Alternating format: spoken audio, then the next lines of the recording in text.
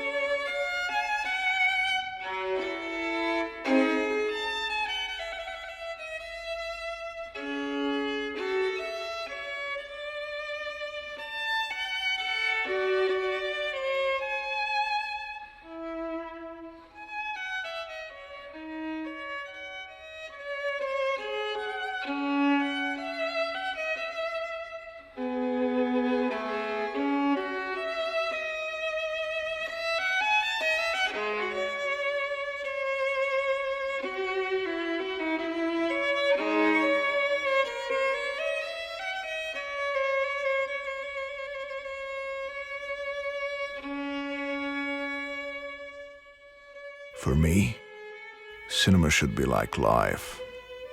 Fluid, organic, fragmented. But in fact, it's like death. It insists in the eternal. I wanted to tell Satoru Zuso's life because of that. He's a poet who's constantly trying to annul himself, to integrate a long time lost natural order.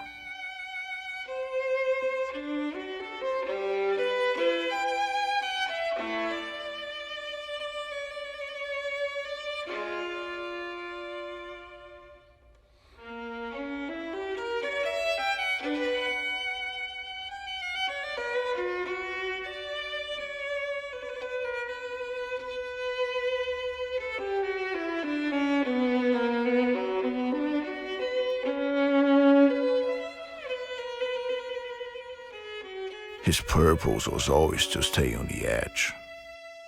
Once, he showed me a thought by a Japanese poet.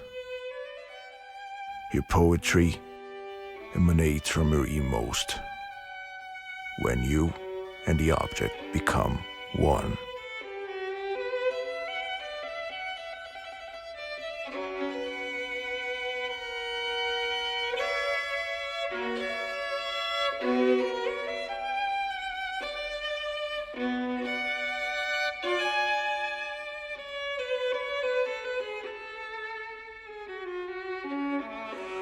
In our last meeting, Satoru told me that lately he has been guided by a light.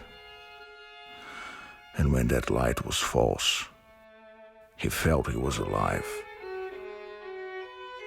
After a while, I convinced Satoru of telling me something about his life, but it wasn't an interview. He always liked silence. He always said that Bigger was the man who lived in silence, because his voice would never be interrupted.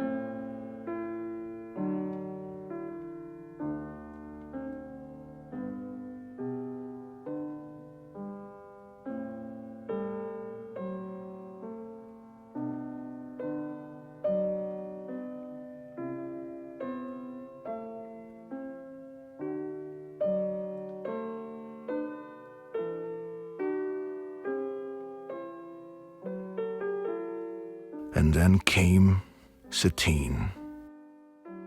There was always this feminine figure in the drawings he sent me. An encounter at the record store, and then how they met. There was something there.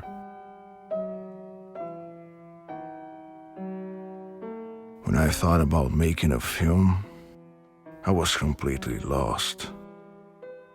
How to film the life of a man who is practically a shadow of himself. A life of no happenings. Not even a conflict. At least something external that could be put into images. Satine brought that though. He really changed it after meeting her. His high eyes were darker and darker. Bearded, I shall say. Raw, you know. Almost like a black and white picture of nature. Yes, but you see, for a poet, the tragic figure is not more than his salvation. He needs to lose himself.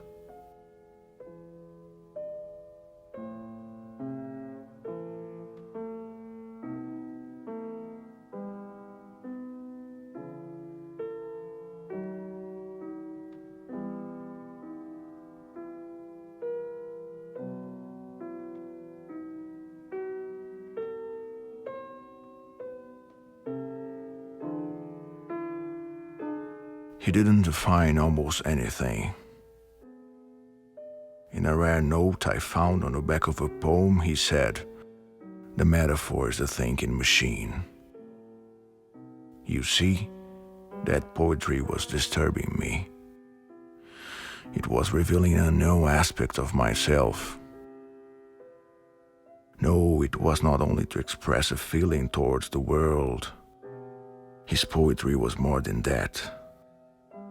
It was coming back to a certain origin, a kind of beginning, returning to the natural state where all things are incomplete and continuous. What most interested me in Satori's poetry was this tendency of search and disintegration, the disappearance itself. I believe his dream was to disappear in life. Yes, physically.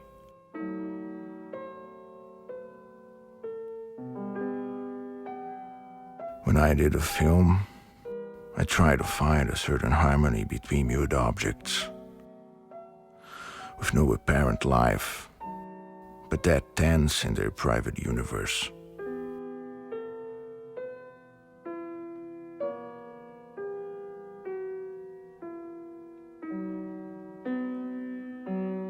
Satori went away from light, and I could only find him in the shadows.